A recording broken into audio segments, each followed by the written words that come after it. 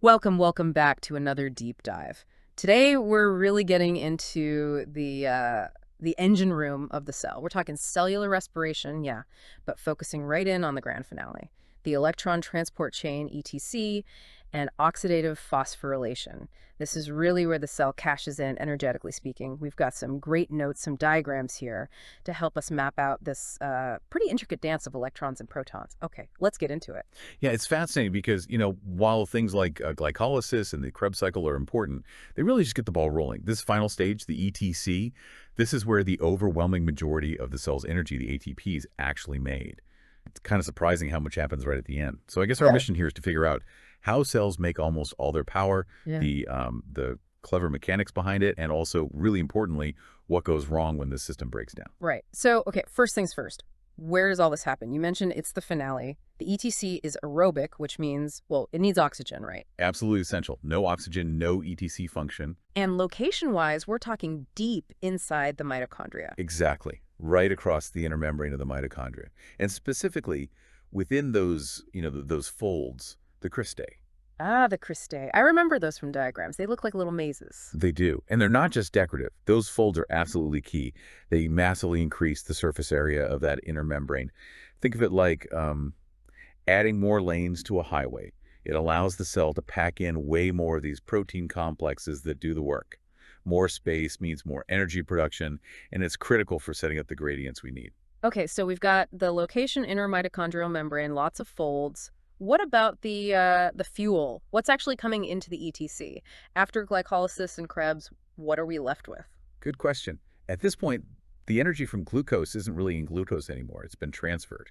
So what arrives at the ETC are these electron carriers. Yeah. All those NADH and FADH2 molecules that were generated earlier. Right, the 10 NADH and the 2 FADH2 per glucose molecule, they're carrying the energy payload, basically. Exactly. They're like little rechargeable batteries. And now they're fully charged with high-energy electrons. And the ETC itself, it's not one thing, is it? It's a series of proteins. That's right. It's a chain, literally a chain, of protein complexes embedded right there in that inner membrane. Complex 1, 2, 3, and 4, plus some mobile carriers shuttling electrons between them. So how does this chain actually, extract the energy? It's got these carriers arriving. Then what? Okay, so this is the really clever bit. The first step is that the ETC proteins strip hydrogens off these carriers, NADH and FADH2. They oxidize them. So they pull off the hydrogens and the electrons that came with them. Precisely. The electrons get passed down the chain from one complex to the next, kind of like a microscopic bucket brigade. Okay. And here's the crucial part. As these electrons move down the chain, losing a bit of energy at each step, that released energy is used for something really specific. It powers the pumping of the protons, those H+ ions from the hydrogens, across the inner membrane. Pumping them where? From the matrix, which is the very inside part of the mitochondrion, out into that space between the inner and outer membranes. The inner membrane space, or IMS. Ah, okay. So electrons move down the chain, protons get pumped out into that space. Exactly. And this pumping action creates something called a transmembrane potential. Transmembrane potential. Sounds technical. Yeah. What does that mean in simple terms? Well, think about it. You're actively pushing all these positively charged protons into a relatively small space, the IMS. So now you have way more protons, way more positive charge on the outside of the inner membrane compared to the inside the matrix. Right. It's like building up pressure, an imbalance. Precisely. It's an imbalance of both charge, electrical, and concentration chemical. That's why it's called an electrochemical gradient. And just like water behind a dam wants to flow down, these protons really want to flow back into the matrix, down their gradient. It's a natural tendency, basic physics and chemistry. So you've built up this proton pressure cooker in the inner membrane space. You put it that way. A proton motive force, technically.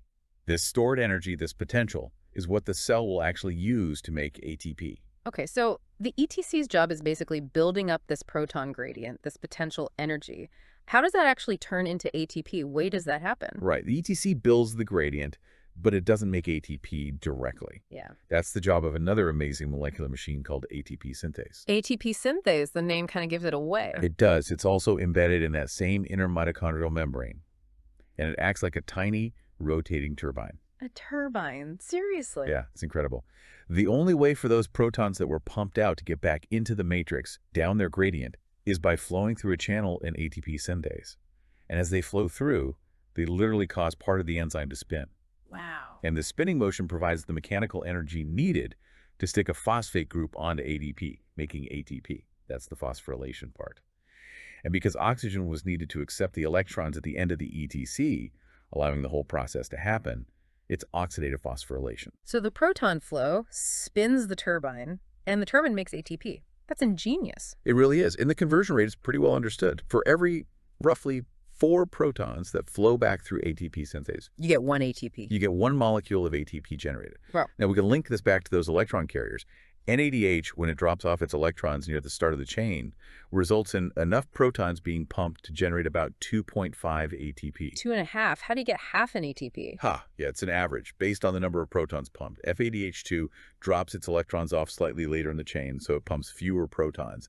It yields about 1.5 ATP. Okay, so NADH gives a bit more energy, FADH2 a bit less. Right, let's do the math then. If we started with 10 NADH times 2.5 ATP each, that's 25 ATP. And the 2 FADH2 times 1.5 ATP, that's another 3 ATP. Correct. So just from the ETC and oxidative phosphorylation, we're looking at 28 ATP. That's the yield from this final stage alone. It's huge. And then if we add back the little bits from before, what was it? 2 ATP net from glycolysis and 2 ATP from the Krebs cycle.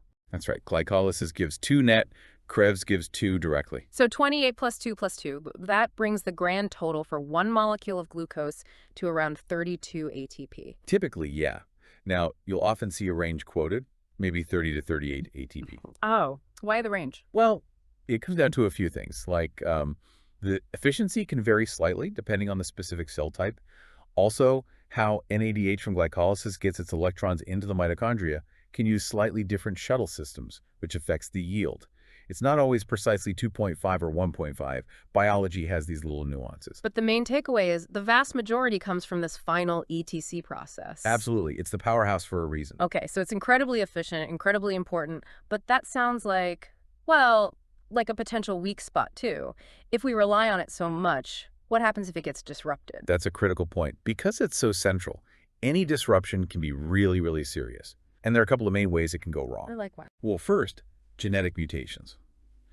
The proteins in the ETC are coded by our DNA, both nuclear and mitochondrial DNA. If there's a mutation affecting one of those proteins, It could break the chain.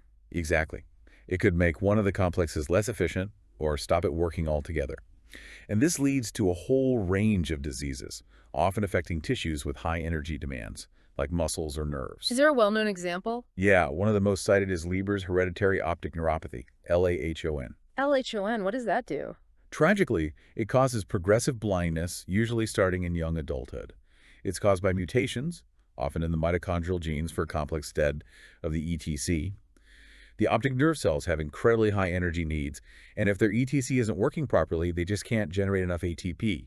They eventually degenerate and die. Wow, that's devastating, just from a glitch in the energy production line. It highlights how vital this process is. And you said there was another way it can go wrong, besides mutations. Yes, poisons. There are specific chemicals that act as ETC inhibitors. They physically block the transport of electrons or the pumping of protons. So they deliberately target this pathway.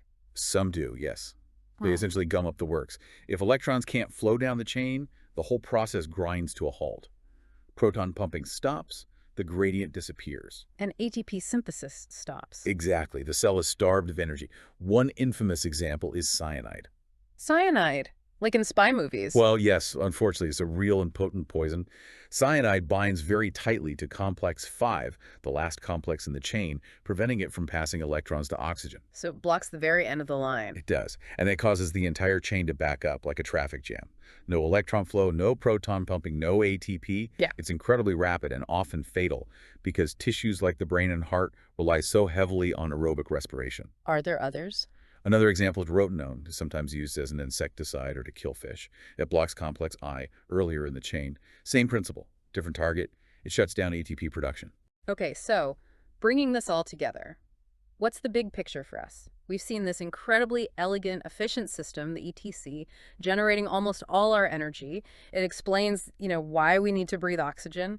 It's literally waiting at the end of that chain to accept electrons. The final electron acceptor. And we've seen how delicate it is, how mutations or poisons can completely shut it down with, well, catastrophic consequences. It's quite sobering. It really is. I think this deep dive really underscores our reliance on molecular precision.